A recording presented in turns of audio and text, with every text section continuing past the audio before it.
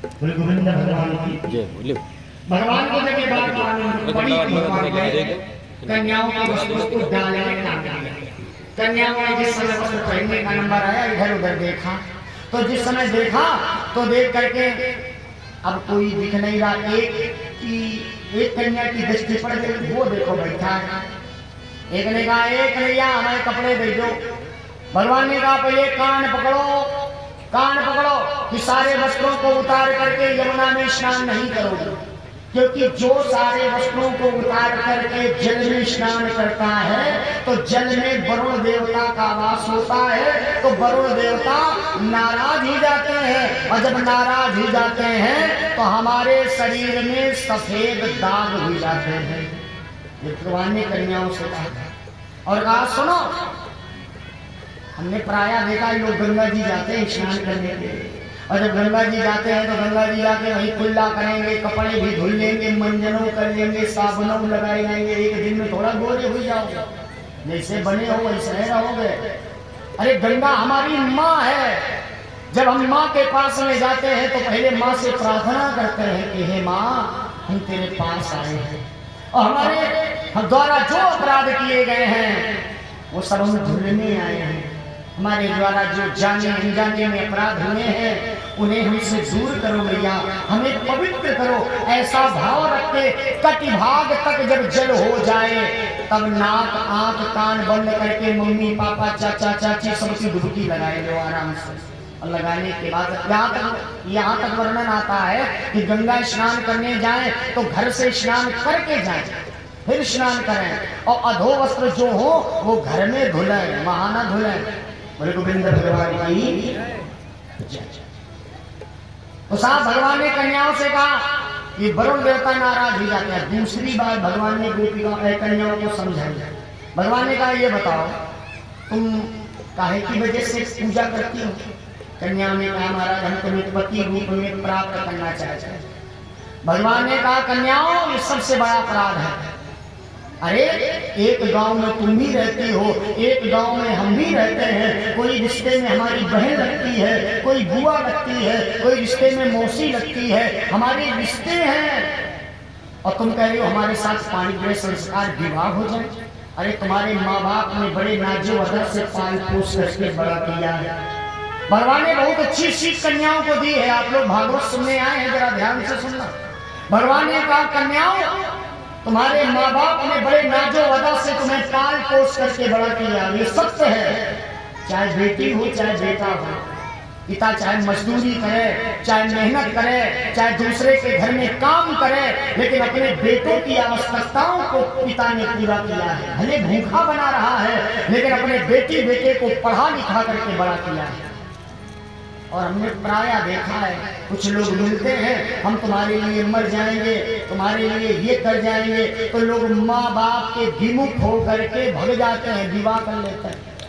शास्त्रों में वर्णन है कि साहब जो माँ बाप से विरुद्ध होकर के विवाह करते हैं उनके जीवन में कभी प्रसन्नता नहीं आती है। याद रखिए हमारी बात, गांठ बांध लीजिए। अरे काम ऐसा करो कि हमारे माँ बाप का सर फक्र से ऊंचा बना रहे, हमारे गांव का नाम ऊंचा बना रहे। ऐसा काम न करो कि हमारे माँ बाप का सर झुक जाए। उनके प्यार को याद रखो, क्योंकि आजकल लोग प्यार करते हैं, प्रेम नहीं करते।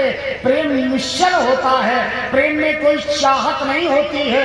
प्रेम एक माँ बेटे से करती है, प्रेम बहन भाई से करती है, प्रेम मीरा ने किया है, प्रेम राधा ने किया है। प्रेम इंसान को इंसान बना देता है, स्वर्ग की राह को आसान बना देता है। प्रेम नहीं करता कभी खताओं पे नजर, प्रेम ही पत्थर में भगवान बना देता है। साफ प्रेम निश्चल होता है, प्रेम में कोई चाहत नहीं होती है। तो ऐसा कोई काम ना करें कि हमारे माँ बाप का सर झुक जाए। बड़े नाजुक वजह से पाल पोस करके अरमान संजोए हैं माँ बाप ने, तो जहाँ माँ बाप चाहें वहाँ पर विवाह करो। और जो माँ बाप के अनुकूल रह करके विवाह करता है, पाणिग्रह संस्कार करता है, तो मैं लिखित दे रहा हूँ उसके जीवन में कभी कोई दुख आपत्ति विपत्ति नहीं आती है। बोले योगेश्वर महाराज की। भगवान ने कन्याओं को जिस समय ज्ञान दिया है, कन्याओं ने क्षमा मांगी, अपने अपने धामों को गई। बोले गोविंद भगवान की। आगे भागवत के अंतर्गत एक दिन खीर पुआ के साथ दूध दही बन रहा था। खीर पुआ के साथ दूध दही बन रहा था। भगवान ने कहा, मैया ये क्या हो रहा है? मैया ने बताया, लाला पूजा माई हो रही। ये काय की पूजा माई हो रही? इंद्र देवता की पूजा माई। अच्छा, ये काय को इंद्र देवता की पूजा होती? तब मैया ने बताया, लाला इंद्र देवता की जब हम लोग पूजा करते तो इंद्र देवता प्रसन्न होते, जल की वर्षा होती। जब जल की वर्षा होती है तो अन्न होता है, यानी भोजन उत्पन्न होता है सुंदर सुंदर। वो हम लोग धीरे धीरे उसको खाते हैं, बड़े बड़े हष्ट पुष्ट होते हैं। भगवान ने कहा, वाह, इंद्र देवता को जब प्रसन्न करो, भोजन कराओ, प्रसादी खिलाओ, तब जल की वर्षा करते हैं। गोवर्धन बाबा हमारे देखो, गोवर्धन बाबा में न तो हम जल देते हैं, न उन्हें भोजन कराते हैं, और फिर भी हरी हरी घास हमारे गौओं को चराते हैं, खिलाते हैं। और जब खिलाते हैं तो वो हमें दुग्ध देते हैं, उनका हम दुग्धपान करके हष्ट पुष्ट होते हैं। बोले गोविंद भगवान की जय। परीक्षित जी महाराज कहने लगे, प्रभु ये गोवर्धन बाबा कौन है जिनकी महिमा का भगवान ने वर्णन कराया? सेतु बन रहा था, सारे बंदर भालू पहाड़ पर्वत ला रहे थे, हनुमान जी महाराज भी गोवर्धन बाबा को उठाए चले आ रहे। ये सुमेर पर्वत के सगे भ्राता हैं गोवर्धन बाबा, लिए चले आ रहे थे। तब तक भगवान राम ने कहा, भैया सेतु बन चुका है, जो बंदर भालू पहाड़ पर्वत ला रहा हो वही रख दे। हनुमान जी महाराज परम सेवक से रख दिया। गोवर्धन बाबा रोने लगे, महाराज तुमने हमें बड़े मंडल में रख दिया है, अब बताओ ना तो हम यहाँ के रहे, हम तो परिवार से भी दूर हो गए, और हमने सोचा था हमारे सर में यानी हमारे ऊपर भगवान के चरण पड़ जाएंगे तो जीवन पवित्र हो जाएगा, लेकिन महाराज आपने तो बीच ही में रख दिया। हनुमान जी महाराज बोले, क्षमा करना, पता है हम सेवक हैं और स्वामी का जो आदेश है वही सेवक को करना है, इस वजह से हम तुम्हें आगे नहीं ले जा सकते हैं। लेकिन परेशान मत हो, आने वाले समय में जब भगवान का अवतार होगा तो ये शिष्य तुम्हें वचन दे रहा है, आने वाले समय में भगवान के द्वारा तुम्हारी महिमा का वर्णन कराया जाएगा। तो भगवान भक्त का मान रखने के लिए आज गोवर्धन बाबा की महिमा का वर्णन कराए हैं। बोले गोविंद भगवान की जय हो। अच्छा एक बात बताओ, रामचरितमानस में बताया गया कि राम नाम लिखा जाता था पत्थरों में, तो पत्थर तैर रहे थे ऐसे तो, और सेतु बन गया, तो राम नाम लिखा होगा वो तो मिटा नहीं होगा। पत्थरों में राम नाम लिखा गया तो पत्थर तैर रहे थे। अब भगवान को पार करना है, चलो भगवान तो राम है तो वो तो पार कर जाएंगे, लेकिन बंदर भालू तो सेवक है और उसमें राम नाम लिखा है तो पैर कैसे रखेंगे, ये लोग कैसे पार हुए?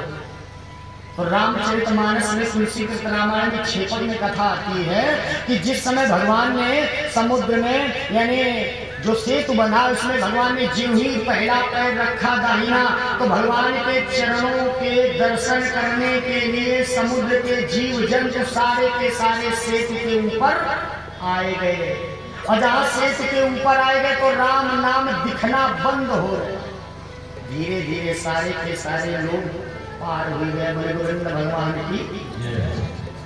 आगे सुंदर वर्णन आता है तो भगवान ने गोवर्धन बाबा की महिमा का वर्णन करा है। जबरदस्ती मैया को ले जा करके गोवर्धन बाबा के धाम गए। वैसे मैया ने कहा देवराज इंद्र नाराज हो जाएगा, लेकिन भगवान ने किसी की नहीं सुनी है।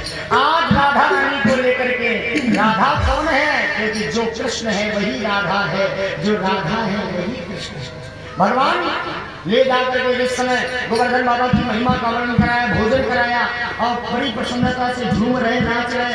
देवराज ने दूतों से कहा जरा देखो ब्रजमंडल में हमारी पूजा हो रही कि नहीं। दूतों ने बताया महाराज दो है बालक, एक का नाम कृष्ण एक का नाम बलराम, दोनों ने गोवर्धन बाबा की महिमा का वर्णन करा दिया, तुम्हें तो कुछ मिले ही नहीं। उसने काले काले सामर्थ्य मेघों को भेजा, जाओ इतनी जल की वर्षा करो कि ब्रजमंडल बह जाए। ग्वाल वाले बोले हुए रहे थे महाराज देवराज इंद्र नाराज हो जाएगा, बताओ क्या हो। भगवान ने कहा गोवर्धन बाबा ने भोजन किया, यही हमारी रक्षा करेंगे। कछु माखन लो बल बढ़े गोपन करी सहाय, श्री राधा जी की कृपा से गोवर्धन लियो।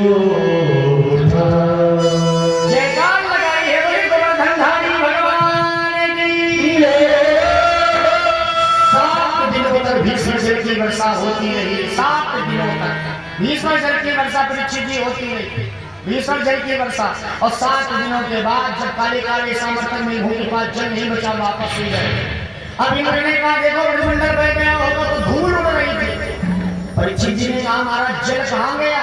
बोले त्रेता युग में सीता जी ने अगस्त मुनि को भोजन में बुलाया, और इस समय भोजन में बुलाया, ब्राह्मण को भोजन में बुलाया गया। और सीता जी बनाते बनाते थक गई, लेकिन ब्राह्मण थक नहीं रहा। और ये सत्य है, एक ब्राह्मण रखना और एक हाथी रखना बराबर समझो। ये तो धन्य है हमारे पिंकू भैया का, बहुत बहुत साधवाद है पिंकू भैया का, बहुत बहुत साधवाद है कि 1 2 3 4 हाथी घोड़ा सब धन्य है, खूब साधवाद है। तो अच्छी व्यवस्था है, अब बहुत अच्छा प्यार, बड़ा स्नेह। धन्यवाद। हम लोग तो हर जगह जाते हैं, लेकिन इतना प्यार स्नेह कहीं कहीं मिल पाता है। धन तो हर जगह मिलता है, लेकिन प्रेम स्नेह बहुत कम मिल पाता है। बहुत बहुत साधवाद है। और योगेश्वर महाराज से प्रार्थना है इस गांव की दिन दूनी रात चौगुनी तरक्की हो, ताकि इसी प्रकार से निरंतर इस धाम में प्रत्येक वर्ष अनुष्ठान होते रहे। बोले गोविंद भगवान की। तो बड़े भाव से अगस्त मुनि थके नहीं, मैया बनाते बनाते थक गई। जब नहीं थके तब हनुमान जी महाराज आए। हनुमान जी महाराज ने कहा तुलसी का भोग लगा करके मैया ही नहीं ग्रहण करा। और जिस समय तुलसी का भोग लगा कर अगस्त मुनि के आगे भोजन में खा गया तो डकार लगा दी, बस हम छक गए, अब जल का पान कराए दो। और राम जी ने कहा द्वापर आए मेरे देव तो हम तुम्हें जल का पान कराए। यही जो जल की वर्षा हुई वो अगस्त मुनि ने पान किया है। गोविंद भगवान की। जिस समय देवराज इंद्र ने देखा कि इतना जल बरसाया गया और फिर भी साफ अच्छी व्यवस्था होते हुए फिर भी जल नहीं है, तब इन देवराज इंद्र ने भी भगवान की आराधना करी है। गोविंद भगवान की। आइए स्तुति गाते हुए चलते हैं और हमारे गोवर्धन बाबा की पूजा परीक्षित जी महाराज करेंगे। इसके बाद सारे भक्त जिनको करना हो, खीर दीवा लाए हो, वो गोवर्धन बाबा की पूजा करें।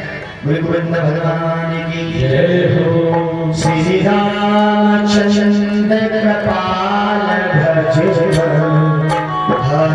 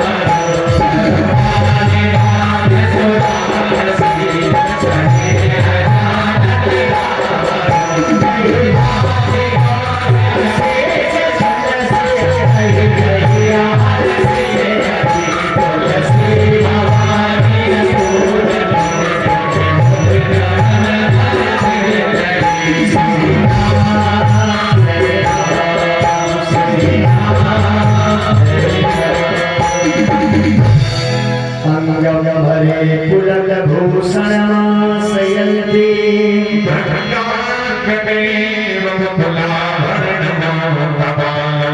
अंगीकृता विभूषितपाणिला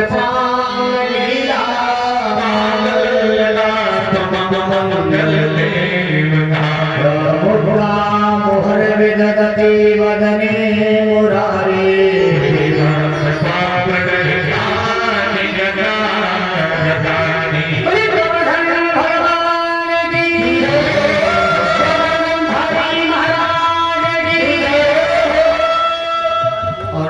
जो भक्त खीर पूरा लाए हैं वो पूजा करेंगे हैं जो भी पूजा करना चाहिए सबसे भगवान की वैसे पैसे से नहीं चढ़ाना संकोच न करो अगर लाई हो तो कर लो पूजा न लाई हो तो कोई बात नहीं है भगवान की